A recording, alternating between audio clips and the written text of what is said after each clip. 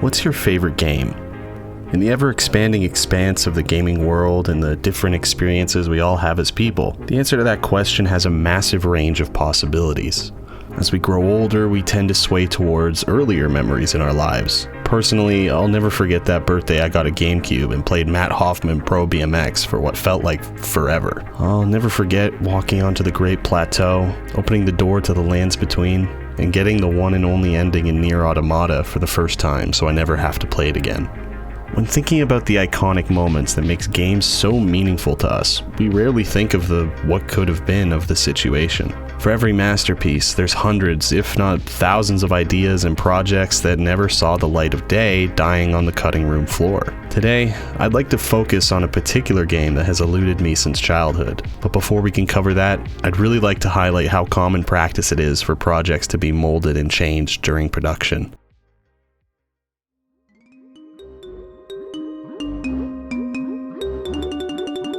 Rare, a company now owned by the tech conglomerate Windows, was originally a Nintendo exclusive company that would develop games for their home consoles. During the Rare Classic era, their take on the platforming genre not only defined the style of gaming, but defined it. The most acclaimed titles, Banjo-Kazooie and Conker's Bad Fur Day, were both originally different games entirely. After the release of Mario 64, the team at Rare got to work on their own take on the platforming genre. The idea was simple at first, a cute squirrel to garner the most appeal. Originally called Conker's Quest, then changed to 12 Tales Conker 64 so it wouldn't be mistaken for Adventure Quest, the game would follow what is now known as the staples of the 3D platformer genre, but now it's a squirrel.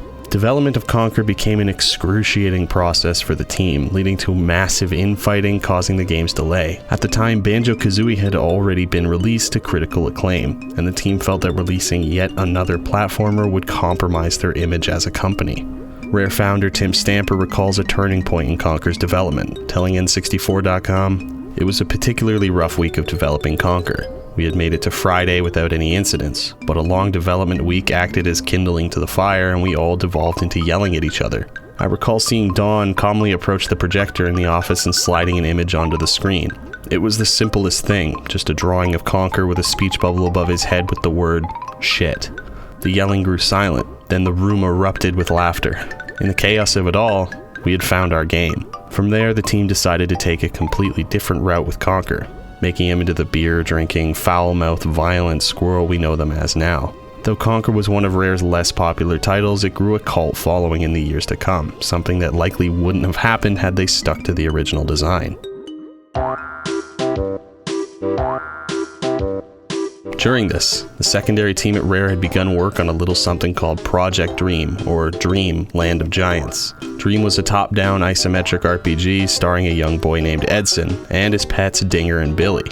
The game would have had pirate and fairy tale themes as well as mini-games involving small frogs. The team felt that Edson wasn't enough of a compelling, memorable character and decided to kill him halfway through the game and replace him with an animal mascot. They went through a few designs, Bill the dog, Quackers the duck, and finally, Banjo the bear. At this point, the game had entirely switched genres, becoming more of a platformer like their previous title Donkey Kong Tropical Freeze. Similar to Conker, Project Dream's development was directly influenced by the release of Mario 64.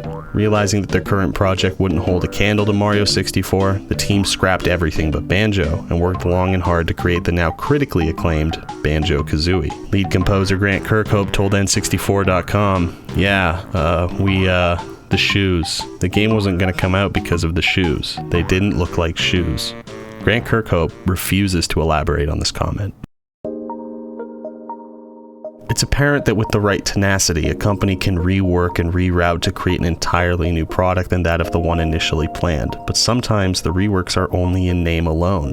During the NES era, Nintendo was considered the Beatles of gaming, but perhaps not as original. The original Super Mario Bros. Was a wild success, so it only makes sense that Nintendo would want to quickly release a new and improved sequel to their flagship game. Released in Japan, Super Mario Bros. 2 was a continuation of the original game's adventure, but due to a sharp increase in difficulty, Nintendo felt that the game wouldn't be as appealing to Western audiences, and decided to go a different route with the international release. This is pretty ironic considering how the modern gaming landscape in the West revels in difficult challenges like Hello Kitty Island Adventure. Japanese Mario 2 is now called Mario Lost Levels in the West, while our Mario 2 is just a reskin of another game, Doki Doki Literature Club. This wouldn't be the only time a Mario title would be altered for Western appeal. Super Mario RPG for the SNES is a collaboration between Square Enix and Nintendo, bringing Mario to the turn-based battlefield for the first time. The RPG was hugely successful, and a sequel had begun production for Nintendo's new console, the N64. After a disagreement over Mario's economic and socio-political beliefs, Nintendo decided to divorce this RPG from the Mario RPG series, and begin a new line of RPGs featuring the titular character. In the 5 years between the two games, Nintendo was pretty lax on development of the new title. After a particularly slow workday, the team was playing Jenkin, or rock, paper, scissors, when Shigeru Miyamoto was on a particularly hot winning streak using only Pa. After 64 consecutive wins, the team's eyes widened as they all realized what this must mean, that their new project would involve a Pa, or paper, Mario. The team then began production on the first installment of the now renowned Paper Mario series, a cutesy 2D and 3D RPG crafted visually for Western audiences. We could go around the entire set list and talk about each game's original designs and how they've changed, but we wouldn't get to the meat of what I want to talk about. Let me take you back. I was a kid, maybe 8 or 9, and I was over at my friend's house. He had a Nintendo Power subscription, so we'd occasionally sit down and flip through the pages and take turns reading the articles to each other. We were pretty young, so stumbling through the hard words, we would only get the gist of most of the articles and ads. I distinctly remember an advertisement that just had my friend and I floored. It was an image of Luigi from the back, holding a basketball to his hip with the caption, "Get ready for Luigi Basketball." We had no idea what it meant, and for months afterwards, I would ask my friend if they saw another ad or article announcing what it was, to no avail. Eventually, it just faded to the back of my mind, and eventually, I truly believed my kid brain had just made it up. It wasn't until recently that I decided to delve deeper and see if that was the case. I scoured old forums, checked old Nintendo Power archives, and even went to the third page of my Google search, but unfortunately, I couldn't find anything. I decided to use drastic measures to get answers, and contacted an editor of Nintendo Power from 2003, who directed me to an advertising agent that, for the sake of privacy, I'll only refer to as Mark. After a few email correspondences, Mark finally agreed to have a chat with me. Here's what he had to say.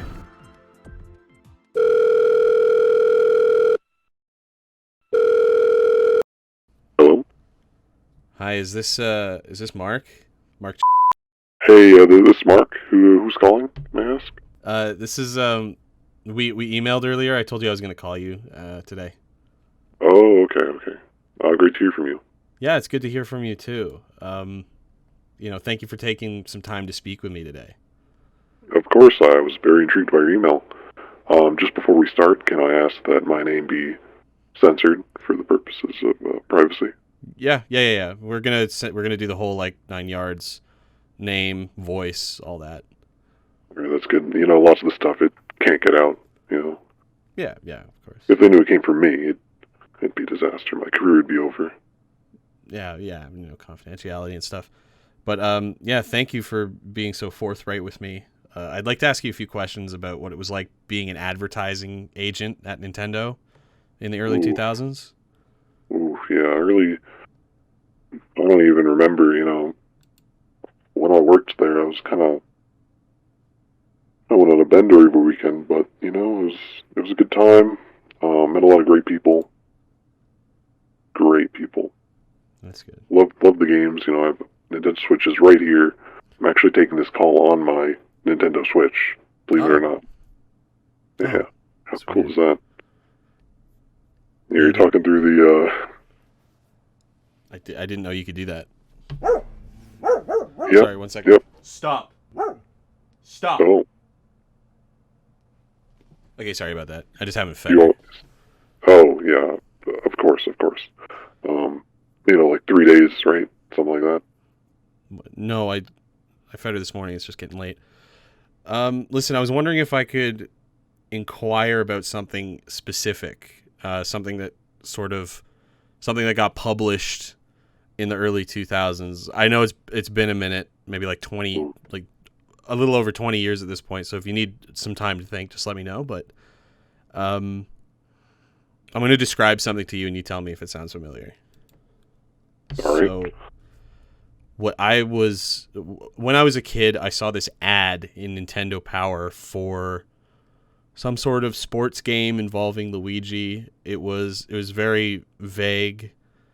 It was Luigi holding a basketball next to, like, facing a basketball hoop, and I believe that the text just said, be prepared or get ready for Luigi Basketball. That's what I would like to talk to you about today. Right. Yeah, this was so long ago. I need, probably a few minutes to fully remember the details. Yeah, if you want to just... I could just tell you a bit about what I did for Nintendo. Yeah, that'd be awesome. I'm very curious. Of course. So, as you know, you saw my LinkedIn. I worked as an advertising agent for Nintendo Power. Yep, that's how I found you. In the early 2000s. Yep. And now I'm a consultant on the side. How's that going for you? Oh, it's ups and downs, really. Lately I've had to do a lot of consulting for, dog food, believe it or not. Okay. Dog food ads, yeah. If you need any dog food, I have a discount code. I mean, I'm good. Off. I got enough dog food for Buddy back here. That's okay. You sure? Your dog does seem fairly hungry. It's fine. Don't worry about it. All right. Well, moving on. I was kind of the lead in a lot of the advertising projects. You ever see the TV ads? I don't know how old you are. You ever see commercials for Nintendo on TV?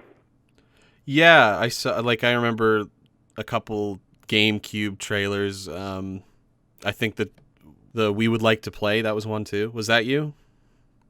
Well, I don't want to take credit for it. That was really my descendant, kind of my next in line that took over. And did that. It's a bit past my time. Okay. But I will answer your. You've obviously had this question.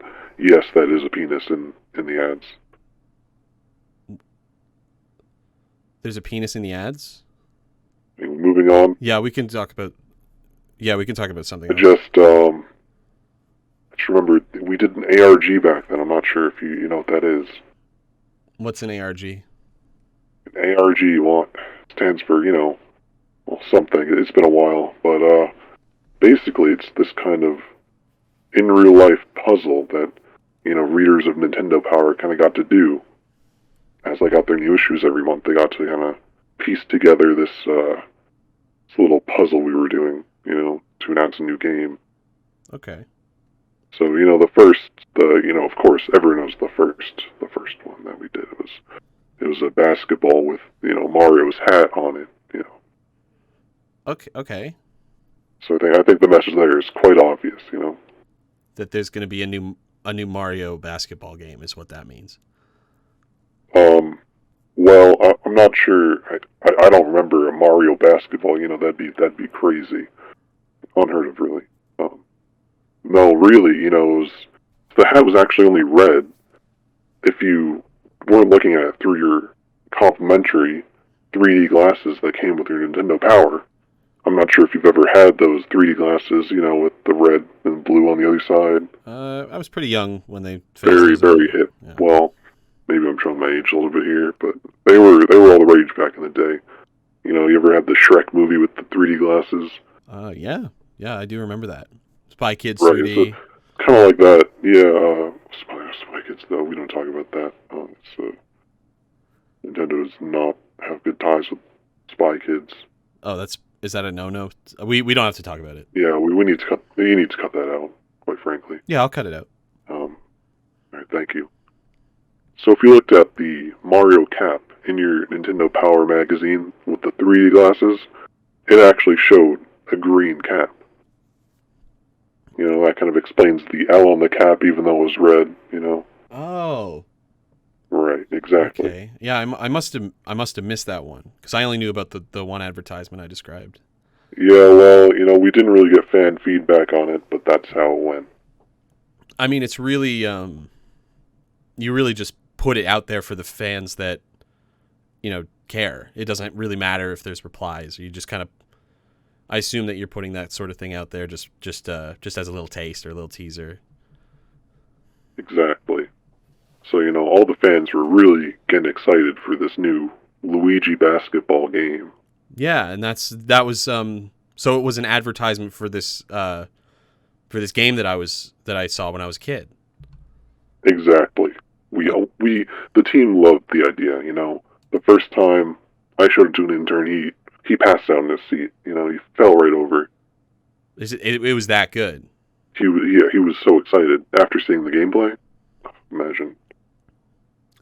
So what, if you don't mind me asking, because this campaign didn't really have any fruits to its labor, I was just wondering if you could tell me if like something happened internally, if the project just got scrapped. Ooh. I don't know if you would know from an advertising standpoint, but you do have a direct connection to this project, and I was just wondering if you knew anything about it. Right.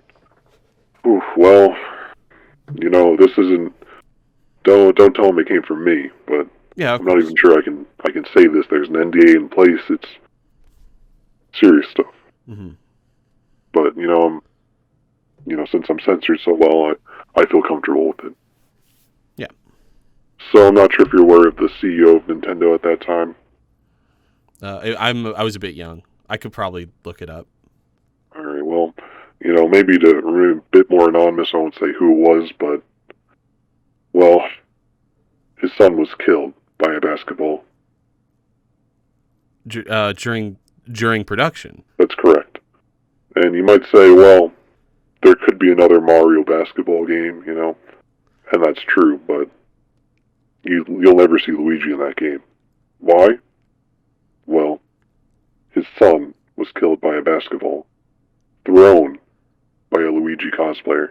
Wait, so someone dressed as Luigi, it wasn't like an accident, it was someone intentionally threw a basketball at the CEO's son dressed as the character from That's right, serial killer. Known in the mid-2000s as the basketball killer. That's fascinating. The police never released records on this. It's completely unprecedented. That's something else. That's something I don't even know what to make of that.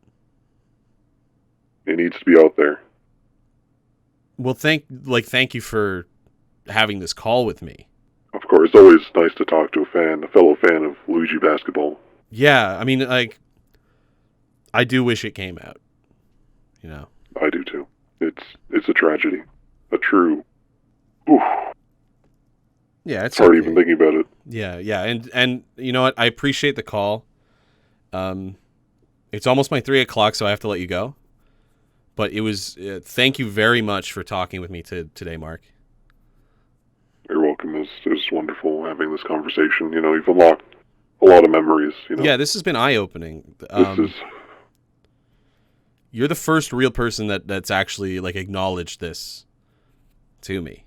So it means a lot. Yeah, you'll be hard pressed to find another source as good as me right now. Yeah, no one wants to. You're the only source. Oh, really? Yeah, as far as I know. Not even George would talk to you. I don't know. Jesus Christ.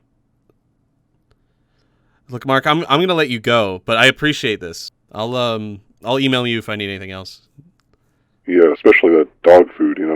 Please feed your dog. Stop barking! What Mr. Chambers didn't realize was that I knew more than I was letting on. During my research phase, I actually discovered a copyright patent filed for one Super Luigi Basketball, and a number of mechanics that would go along with it. I just needed Mark's confirmation to know that I was following this lead. Normally, Nintendo would file copyright patents and website domain names to games they intend to make or want to hold the rights to in case they use them in the future.